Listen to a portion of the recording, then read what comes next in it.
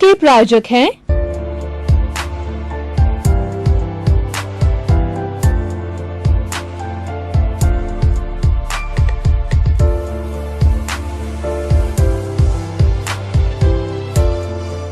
भाई और बहनों, दर्शकगण, श्रोतागण, मातृशक्ति को नमन। आप सभी का चैनल 24 न्यूज प्लस के पुनरुत्थान कार्यक्रम में स्वागत है, अभिनंदन है, सत्कार है। पुनरुत्थान एक ऐसा कार्यक्रम है जो जीवन को नई दिशा देता है, जीवन का निर्माण करता है, हमारी भावधारा को बदलता है, हमारे चिंतन को बदलता है और हमारे जीवन को धन्य करता है। इसीलिए चैनल 24 प्लस न्यूज ने इस कार्यक्रम का निर्धारण किया है और इस कार्यक्रम में प्रतिदिन हमारी भारतीय संस्कृति के उत्थान के नए नए विषयों के ऊपर प्रकाश डाला जाता है। इसी क्रम में आज हम एक ऐसा विषय लेकर के आपके सामने उपस्थित हो रहे हैं जो कि हमें भारतीय संस्कृति की जो विरासत है, भारतीय संस्कृति की हमारी जो थाती है, उसके बारे के अंदर बताया जाएगा। तो आज का विषय है उपनिषदों पर प्रवचन। उपनिषद, हम वेदों से चलते हैं। हमारे पास में सबसे पुराने जो लिखित डॉक्यूमेंट है वो वेद है और वेदों के लिए कहा गया है कि वेद ईश्वर कृत है, ईश्वर के द्वारा बनाए गए हैं, ईश्वर की वाणी है।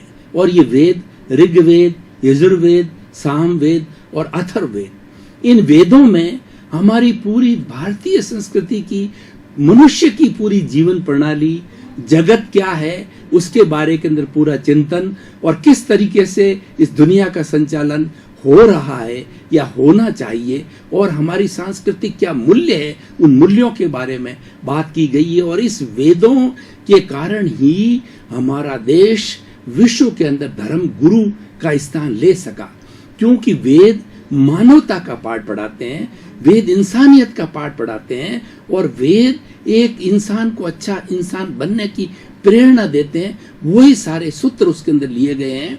वेद गुणों की खान है, वेद गुणों का पुंज है और इसी कारण से हमें जितनी जितनी अच्छाइयाँ, जितनी आदर्श की बातें प्राप्त होती है वो सब वेदों से आती है। वेद के बाद में आया वेदांत। उसका अगर हम संधि विच्छेद करें तो वेद प्लस अंत, जहां वेद का अंत होता है वो वेदांत कहलाता। अंत का अर्थ ये नहीं है कि वो समाप्त हो रहे हैं, अंत का अर्थ होता है वेद संपन्न हो गए, उनको लिखा जा चुका, उनकी पूर्णता हो गई, उसके बाद में वेदांत आया और वो वेदांत ही उपनिषद है। यानी वेद ईश्वर कृत कहे जाते हैं और हमारे उत्तरोत्तर ऋषियों ने, मुनियों ने, आचार्यों ने, महापुरुषों ने उसके ऊपर टिप्पणी लिखी, उस पर भाष्य लिखा, उस पर चूड़नी लिखी, उस पर कमेंट्री लिखी, वो सारे उपनिषद कहलाते हैं। और उपनिषद इन 4 वेदों का वर्गीकरण करने पर उपनिषद है वो कुल 108 उपनिषद हो गए। कठोपनिषद, ईशोपनिषद और मंडूक उपनिषद, इस तरीके से 108 की संख्या के अंदर उपनिषद है और वो सारा वेदों का सार है। 4 वेदों में से जो अलग अलग लिया गया है कमेंट्री के रूप के अंदर, वह इस उपनिषद के अंदर आता है। अब उपनिषद का आधार क्या है? पहले ओरिजिनली उपनिषद संस्कृत में लिखे गए, उसके बाद में हिंदी में ट्रांसलेशन हुए। हमारी जो है युग निर्माण योजना गायत्री हरिद्वार में है, गायत्री विद्यापीठ जो हरिद्वार में है, उसके जो आचार्य श्री राम शर्मा थे, उन्होंने इन वेदों के ऊपर कई भागों के अंदर भाष्य लिखे। यानी 108 जो उपनिषद है उस उपनिषदों को पूरा संक्षेप के अंदर उन्होंने कई वॉल्यूम्स के अंदर बताया है। अब हम उपनिषद के अंदर, वैसे तो 108 उपनिषद की हम सबकी व्याख्या करें तो बहुत लंबा समय लग सकता है, लेकिन हमारे पास में समय सीमित है, तो हम उपनिषदों के सार को देखेंगे। उपनिषदों का सार, सबसे पहले उपनिषदों का जो पोर्शन है जगत से लेकर के चलता हूं कि जगत किसे कैसे कहते हैं, जिसकी सृष्टि किसे कहते हैं, जिसमें हम रह रहे हैं वो सृष्टि क्या है और उस सृष्टि का जो है क्या मान्यता है और वो सृष्टि का क्या फंक्शन है, सृष्टि हमारा क्या लाभ करती है और सृष्टि के प्रति हमारा क्या उत्तरदायित्व है, ये सारा उपनिषदों के अंदर वर्णन है। तो प्रकृति को वेदों के अंदर मां कहा गया है और ये प्रकृति पंचभूतात्मक मानी गई है। पृथ्वी, जल, अग्नि, वायु और आकाश, ये मूल 5 भूत है। इन 5 भूतों के द्वारा सृष्टि का निर्माण हुआ है और इस 5 भूतों से ही इस सृष्टि में रहने वाले जितने भी प्राणी हैं, सृष्टि मां होने के कारण ये 84 लाख जीवा योनि के प्राणियों को आश्रय देता है, अवगाहना देता है, रहने के लिए स्थान देता है। जैसे हमारा घर होता है, मकान होता है, उसके अंदर हम रहते हैं, वो हमको स्थान देता है, वो हमको शरण देता है। उसी तरीके से ये सृष्टि माँ जो है ये हमें अवगाहना देती है, हमें शरण देती है। उस सृष्टि माँ के अंदर इस 5 भूतों को पूजनीय माना गया है। पृथ्वी की पूजा होती है, जल देवता के रूप में पूजे जाते हैं, अग्नि देवता के रूप में पूजे जाते हैं, वायु देवता के रूप में पूजे जाते हैं और आकाश के अंदर तो 33.5 करोड़ देवता निवास करते हैं। ब्रह्मा विष्णु यानी स्वर्ग में निवास करते हैं, स्वर्ग को आकाश में माना गया है। और हमारा जो नर्क, जो कुकर्म करते हैं, जो नर्क में जाते हैं, वह इस पृथ्वी के धराशल के अंदर है। और हम मनुष्य, कीड़े मकोड़े, जानवर, पशु पक्षी जो है, ये चराचर जगत है, इस पृथ्वी के इस मनुष्य लोक के अंदर हम रहते हैं। ये सारा सृष्टि का अवलोकन है और इन 5 भूतों के माध्यम से हमारा भरण पोषण होता है। और ये अगर प्रकृति न हो तो हम अवस्थित नहीं रह सकते, हमारा जीवन यापन नहीं हो सकता, हम सुख से नहीं रह सकते हैं, हम आनंद की प्राप्ति नहीं कर सकते हैं। ऐसा है कि भाई और बहनों, दर्शकगण, श्रोतागण, मैं आपको एक उदाहरण के द्वारा बताना चाहता हूं कि हम अपना घर छोड़ करके बाहर जाते हैं तो सबसे पहले हम ये चिंतन करते हैं, हमारे जिसके के निमंत्रण पर हम जाते हैं या जिस कार्य के लिए जाते हैं, तो सबसे पहले हम ये विचार विमर्श करते हैं, हम ये चिंतन करते हैं कि पूरा दिन तो मैं मेरे कार्य के अंदर व्यवस्थित रहूंगा, शाम के बाद रात्रि के अंदर कहाँ निवास करूंगा, किसकी शरण में रहूंगा। तो इसी तरीके से 84 लाख जीवा योनि है, वो अपने कर्मों के कारण जो है जन्म लेते हैं और कर्मों के अनुरूप ही वो अपना कार्य करते हैं या कर्म भुगतते हैं, सुख दुख प्राप्त करते हैं, वो कर्मों के कारण होता है। लेकिन उन सब कर्मों को भुगतने के लिए, उनको अवस्थित होने के लिए कोई स्थान तो होना चाहिए, वो स्थान सृष्टि है। तो उपनिषदों के अंदर जो है वो सृष्टि के बारे में बहुत बड़ी व्याख्या की गई है और यहाँ तक जो है प्रेरणा दी गई है कि सृष्टि माँ की कभी अवहेलना नहीं करनी चाहिए, ये पूजनीय है, इसकी रक्षा करनी चाहिए, इसको कोई कष्ट नहीं होना चाहिए। और खास करके मनुष्य के लिए उपनिषदों के अंदर ये हिदायत दी गई है कि इस सृष्टि में 84 लाख जीवा योनि के अंदर सर्वश्रेष्ठ प्राणी है वो मनुष्य है, क्योंकि ईश्वर ने मनुष्य को अच्छी बुद्धि दी है, अच्छे विचार दिए हैं, अच्छा चिंतन दिया है। उसके माध्यम से वो स्वयं का कल्याण कर सकता है और दूसरे का भी कल्याण कर सकता है। यानी मनुष्य एक ऐसा प्राणी है जो कि बहुत बड़ा भला कर सकता है और वो अगर बुद्धि का दुरुपयोग करता है तो नरसंहार कर सकता है, इस सृष्टि का दोहन करके इस सृष्टि को बर्बाद भी कर सकता है, इस सृष्टि के अंदर युद्ध कर सकता है, इस सृष्टि का विनाश भी कर सकता है। हम देखें, प्रथम विश्व युद्ध हुआ, द्वितीय विश्व युद्ध हुआ, उसमें क्या हुआ? विध्वंस हुआ और उस विध्वंस के कारण जो है वो कितने जन की हानि हुई, धन की हानि हुई। जापान जो है वो नागाशा वगैरह है, ये पूर्ण रूप से नष्ट हो गए और सारे नष्ट होकर के फिर से ये डेवलप हुए हैं। द्वितीय युद्ध के अंदर हुआ, प्रथम युद्ध के अंदर हुआ। तो इस तरीके से ये सब बुद्धि का दुरुपयोग है। युद्ध जो आता है, सबसे पहले जो सत्ता प्राप्त है, जिसको अधिकार प्राप्त है, उसके दिमाग के अंदर युद्ध पैदा होता है और उसके पीछे सबसे बड़ी बात उसका अहंकार होता है। उसकी अहंकार की तुष्ट, उसका मद होता है। आप पुराने युद्धों को देखिए, इतिहास के अंदर जाइए, आपको मालूम होगा कि ये सारे युद्ध हुए हैं, उसके पीछे कोई महत्वाकांक्षा है। हिटलर, मुसोलिनी, वो जो बड़े बड़े जो डिक्टेटर हुए हैं, उनके अंदर क्या हुआ, उनके अंदर महत्वाकांक्षा जागृत हुई कि मैं विश्व विजयी बनूं। और जबकि उसके विरुद्ध जो उपनिषद ये बनाता है कि विश्व विजयी वह होता है जो जगत का कल्याण करता है, जो अपने पर विजय प्राप्त करता है। वो जे एगे जाने ते सब्बे जाने, जे सब्बे जाने से एगे जाने। जो महापुरुष इस सृष्टि के अंदर एक छोटा से छोटा परमाणु होता है, रेत के कण जैसा होता है, उसके अंदर पूरी सृष्टि को देखता है, वो महापुरुष है। और उस सृष्टि के अंदर जो है उस परमाणु के अंदर पूरी सृष्टि को देखता है, पूरी सृष्टि के अंदर उस परमाणु को देखता है। यानी अहम ब्रह्मास्मि, मैं ब्रह्म हूं। इतनी बड़ी विशाल अवधारणा, वसुधैव कुटुंब की अवधारणा जो है उपनिषदों के अंदर दी गई है। और वहां पर यह चिंतन किया गया है, बताया गया है कि किसी व्यक्ति को किसी का तरह हर एक को जीने का अधिकार है। इस सृष्टि के अंदर सब जीना चाहते हैं। भाई और बहनों, दर्शकगण, श्रोतागण, काफी समय से हम गहन चिंतन कर रहे थे। अब मस्तिष्क को थोड़ा तरोताजा करने के लिए थोड़े समय के लिए हम ब्रेक ले रहे हैं। ब्रेक के बाद पुनः हाजिर होंगे।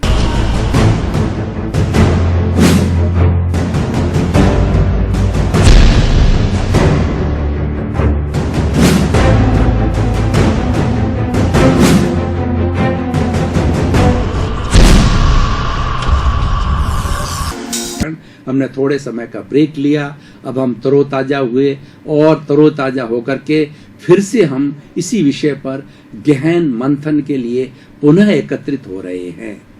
जब कोई व्यक्ति किसी का अस्तित्व नहीं दे सकता तो उसका अस्तित्व लेने का उसको क्या अधिकार है? हम किसी आत्मा का सृजन नहीं कर सकते, क्योंकि आत्माएं तो अनंत है। वो आत्मा सृजित नहीं होती है, उस आत्मा का रूपांतरण होता है, नए नए शरीर वो धारण करती है। गीता में कहा गया है कि जिस तरीके से व्यक्ति पुराना कपड़ा छोड़ करके नया कपड़ा धारण करती है, ठीक उसी तरीके से मनुष्य की आत्मा पुराना शरीर जब जर्जर हो जाता है, उसको छोड़ करके नया शरीर है, अपने कर्मों के कारण, अपने जो है वो कार्मण शरीर के कारण, अपने आयुष्य जन्म के कर्म के कारण जो है वो नया शरीर धारण करता है। वो आत्मा नया शरीर धारण करती है। तो बंधुओं, भाई और बहनों, उपनिषद जो है हमें जीवन का सार बताते हैं कि मनुष्य जीवन का सार क्या है। मनुष्य जीवन का सार यह है कि प्राप्त मन वचन काया से जगत के किसी भी प्राणी को कोई तरह का कष्ट न हो। ठीक है ना? हे ईश्वर, मुझे ऐसी शक्ति दो, ऐसी जागृति दो। उपनिषदों के अंदर ईश्वर को बहुत बड़ा महत्व दिया गया है कि जो कुछ मांगो आप, ईश्वर एक ऐसी परम शक्ति है जो इस जगत का नियंता है, वो सब कुछ दे सकता है। तो जो भी आपको कष्ट हो, तकलीफ हो, शुद्ध हृदय से, शुद्ध भावना से ईश्वर की भक्ति करके जो है उसको मांगो। और God help those who help themselves. ईश्वर किनकी रक्षा करते हैं? जो स्वयं की रक्षा करता है, या जिसके अंदर आत्म स्वाभिमान होता है और जिसके अंदर आत्मविश्वास होता है, उसको ईश्वर मदद करता है। क्योंकि ईश्वर भी जानता है ये व्यक्ति अपने स्वयं के पुरुषार्थ के द्वारा कुछ कर सकता है कि नहीं कर सकता है, उसको ही ईश्वर कुछ मदद करता है। तो भाई और बहनों, दर्शकगण, श्रोतागण, उपनिषद हमारा ऐसा सोर्स है, हमारा ऐसा स्रोत है जो हमें सुकून देता है, जो हमें शांति देता है। और इसका जो जितना सारा अध्ययन है वो स्वाध्याय कहलाता है। स्वाध्याय का मतलब स्वयं का अध्ययन करना, स्वयं का मतलब आत्मा का अध्ययन करना। जैसे स्वास्थ्य की बात करें तो स्व प्लस अवस्थ मतलब स्वयं में अवस्थित होना, स्व का मतलब आत्मा में अवस्थित होना। जब आत्मा की शरण में जाते हैं, आत्मम शरणम गच्छामि जाते हैं, तो हमें ईश्वरीय शक्ति मिलती है और हमें शांति मिलती है, आनंद मिलती है। क्योंकि हमारी आत्मा है वो स्वयं वो जो है वो एक आनंद का खजाना है और आनंद से भरपूर हमारी आत्मा है। तो उपनिषदों, अलग अलग उपनिषदों के अंदर अलग अलग बातें कही गई है किसी के अंदर आत्मा को लेकर कही गई है, और कुछ उपनिषदों के अंदर हमारा जो बाहर लोक व्यवहार है उस लोक व्यवहार की भी बातें की कही गई है। तो कुछ उपनिषद क्या बताते हैं, यद्यपि सत्यम लोक विरुद्धम ना चरणीयम ना चरणीयम, यानी हम ऐसा कार्य करें जो किसी का अहित ना हो, बिल्कुल सत्य है, लेकिन उस सत्य को भी हमें उजागर, अगर किसी का तकलीफ होती है, किसी को कष्ट होता है, तो वैसा सत्य भी उद्घाटन नहीं करना चाहिए। उदाहरण के तौर पर भाई और बहनों, दर्शकगण, श्रोतागण, हम आपको बताना चाहते हैं कि कोर्ट के अंदर जज के सामने भी हम किसी व्यक्ति का बहुत बड़ा अहित होने वाला होता है, ऐसी बात हमें उजागर नहीं करनी चाहिए, क्योंकि वो बात अप्रिय हो जाती है, किसी का अहित की बात हो जाती है। उपनिषद हमारा जो बाहर का जगत है, हमारा जो लौकिक जगत है, हमारा व्यवहार जगत है, उसके बारे में बहुत सुंदर तरीके से बताया गया है। पारिवारिक व्यवस्था के बारे में बताया गया है कि परिवार के अंदर हम कैसे रहें। आज के प्रेजेंट सिनेरियो को हम देखें तो आज हमारी न्यूक्लियर फैमिली होती जा रही है। न्यूक्लियर फैमिली के अंदर पति पत्नी, उसकी एक या दो बच्चे तक सीमित हो जाता है, तो व्यक्ति सेल्फ सेंटर्ड हो जाता है। लेकिन उपनिषदों के अंदर वो बातें बताई गई है कि व्यक्ति को अपने माँ बाप के साथ रहना चाहिए, दादा दादी के साथ रहना चाहिए। क्यों कि दादा दादी, माता पिता एक अम्ब्रेला की तरह होते हैं, वो अनुभवी होते हैं, वो अनुभवों की खान होते हैं, और वो हमें कष्ट के समय गाइडेंस देते हैं।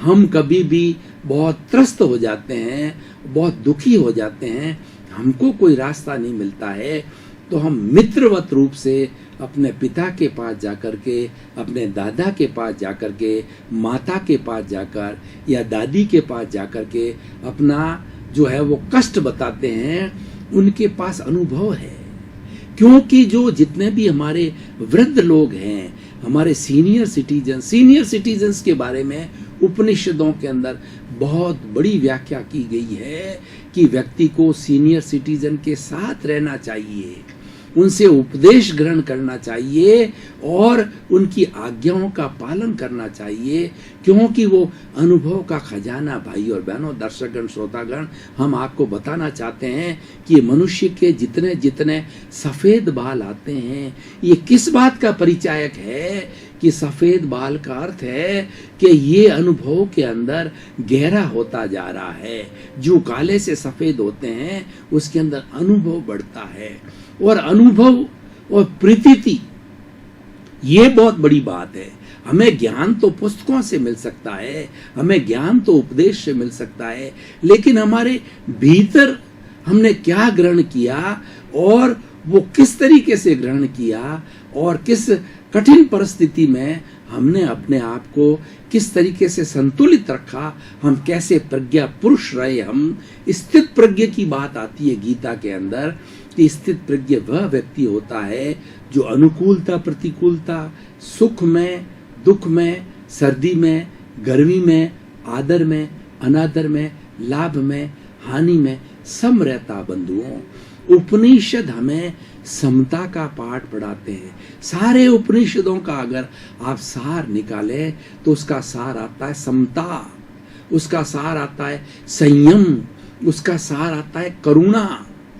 समता एक ऐसा शब्द है हमारी भारतीय संस्कृति का, अगर व्यक्ति इसको ग्रहण कर ले तो उसका जीवन धन्य हो जाता है, वो व्यक्ति पूजनीय बन जाता है, वो व्यक्ति एक तरह से संत प्रकृति का हो जाता है और सभी उसकी बात को सुनते हैं। जितने जितने हमारे संत महात्मा, आजकल के ढोंगी बाबाओं की बात नहीं करता हूं मैं, क्योंकि आजकल ढोंगी बाबाओं की पोल खुल रही है, वो अय्याशी हैं और वो कंचन कामिनी रखते हैं, ऐसे ऐसे कुकर्म करते हैं कि एक सामान्य व्यक्ति नहीं कर सकता। वो बाबा नहीं है, वो बाबा के नाम पे कलंक है। जो बाबा महापुरुष होता है वो सबसे बड़ी बात उसमें चरित्र होना चाहिए, और जिस बाबा ने कंचन कामिनी को ग्रहण कर लिया वो बाबा हो ही नहीं सकता, वह महात्मा नहीं हो सकता। महात्मा बनने की पहली शर्त है कि कंचन कामिनी को त्यागना जरूरी होता है, प्रवृत्ति मार्ग से निवृत्ति मार्ग की ओर जाना चाहिए। यानी जिसकी सोच जगत कल्याण की हो, जिसकी सोच अपनी आत्मशुद्धि की हो, उसके मन के अंदर ये भावना आनी चाहिए कि मैं स्वयं भी मेरा कल्याण करूं। तिन्नाणम तार्याणम कहा जाता है हमारी भारतीय संस्कृति में कि मैं भी तरूं और लोगों को भी तारूं। तरने का क्या अर्थ है कि हमारी भारतीय संस्कृति में चतुष्ट पुरुषार्थ चतुष्टय जो कहा गया है ना, वो बहुत बड़ा सिद्धांत है, वो हमारे जीवन का आधार है। वो उपनिषदों की हमारी जो रीढ़ है, उपनिषदों की हमारी जड़ है, जो है पुरुषार्थ चतुष्टय। उसके अंदर कहा गया है कि काम, अर्थ, धर्म और मोक्ष, ये चार जीवन प्रणाली के चार अंग है। जो हमारा संसार जो चलता है वह चलता है अर्थ और काम के आधार पर। इसको बताने की कोई आवश्यकता नहीं है क्योंकि हम गृहस्थी सब जानते हैं। तीसरा होता है धर्म। धर्म एक ऐसा तत्व है जो कि हमें बुराई से जाने से रोकता है, हमें अच्छाई की तरफ ले जाता है। हमारी गति जो अधोगति है उसे ऊर्ध्व गति की ओर ले जाता है, वो तत्व धर्म है। तो धार्यति इति धर्म, जो धारण किया जाए उसको धर्म कहा जाता है और वस्तु के स्वभाव को धर्म कहा जाता है। उपनिषदों के अंदर धर्म की बहुत बड़ी व्याख्या की गई है। अन्य अन्य भाई और बहनों, दर्शकगण, श्रोतागण, कई एंगल से धर्म को वहां बताया गया है। धर्म का मतलब अध्यात्म है। कई बार लोग धर्म को संप्रदाय से जोड़ देते हैं, तो संप्रदाय से जोड़ने से आपस में वैमनस्य हो जाता है, कई भेदभाव हो जाता है। क्यों कि संप्रदाय के अंदर क्रियाकांड जुड़ जाते हैं और फिर लोग ये करने लग जाते हैं कि वो हमारे उस संप्रदाय में आओ, वो कहता हमारे संप्रदाय में आओ। लेकिन अध्यात्म क्या कहता है कि भीतर की ओर जाओ। भीतर के अंदर तो कोई क्रियाकांड है ही नहीं, भीतर में तो भाव पक्ष है, भीतर में आत्मा है, भीतर में ईश्वर है, भीतर में सत्य है। तो इसलिए अध्यात्म का मतलब भीतर की ओर जाना, और जो सत्य की खोज करना चाहता है उसको भीतर जाना ही पड़ेगा। हमारे जितने बड़े बड़े महापुरुष होते हैं, ईसा मसीह है और मोहम्मद साहब है, महावीर है, कृष्ण है, ऋषभ भगवान है, राम है, बालाजी है, जितने भी बड़े बड़े हमारे ईश्वर हुए हैं या देवता हुए हैं, उन्होंने सबने भीतर जाकर के और जो है ट्रुथ को ज्ञात किया। क्योंकि ट्रुथ बाहर नहीं है, ट्रुथ की खोज करने के लिए भीतर जाना पड़ेगा।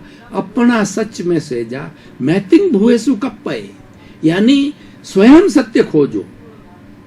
सत्य को खोजने के लिए व्यक्ति अकेले को यात्रा करनी पड़ेगी और अपने भीतरी जगत के अंदर गोते लगाने पड़ेंगे। जो बाहर का सत्य है, ये व्यवहार का सत्य है, वो भी जरूरी है, और भीतर का सत्य है दैट इज रियल, और बाहर का सत्य वो रिलेटिव है। लेकिन हमें तो रियलिटी को प्राप्त करना है, क्योंकि रियलिटी को प्राप्त करने से हमारा कल्याण होगा। तो हम भाई और बहनों, दर्शकगण, श्रोतागण, हम निष्कर्ष के रूप में बात करें तो उपनिषद 108 की संख्या में होकर हमारे पास में ऐसा एसेट्स है, ऐसा ज्ञान कोश की राशि है कि जिस पर हम गर्व कर सकते हैं। और जीवन का ऐसा कोई क्षेत्र नहीं जो उपनिषदों के अंदर नहीं मिलता है। उपनिषदों के माध्यम से हम सत्संगत कर सकते हैं। कोई व्यक्ति कष्ट के अंदर हो, कोई व्यक्ति अच्छाई को जानना चाहे, कोई रियलिटी को जानना चाहे, तो उसे उपनिषदों का अवश्य ही अध्ययन करना चाहिए। और उपनिषद हमें अच्छा बनने की प्रेरणा देता है, हमें मानव बनने की प्रेरणा देता है। हमारे जीवन का सार यह है कि हम अच्छे इंसान बने। दर्शकगण, श्रोतागण, भाई और बहनों, मातृशक्ति, आपका बहुत बहुत धन्यवाद, साधुवाद, आपके प्रति कृतज्ञता। आप प्रतिदिन नए नए विषय के ऊपर जो है जिज्ञासा के साथ उपस्थित होते हैं और नए नए विषयों को सुनते हैं, सत्संग करते हैं, और जीवन हमारा कैसे अच्छा बने, मनुष्य जीवन जो दुर्लभ है उसको कैसे अच्छा बनाया जाए, वही पुनरुत्थान के अंदर ऐसे सत्संग के विषय लिए जाते हैं। तो जगत का कल्याण हो और जगत के सब जीवों का मोक्ष हो। आपका जीवन आनंदमय हो, सुखमय हो, कल्याणमय हो। आपके प्रति मंगल भावना, शुभकामना। ओम। इस कार्यक्रम के प्रायोजक हैं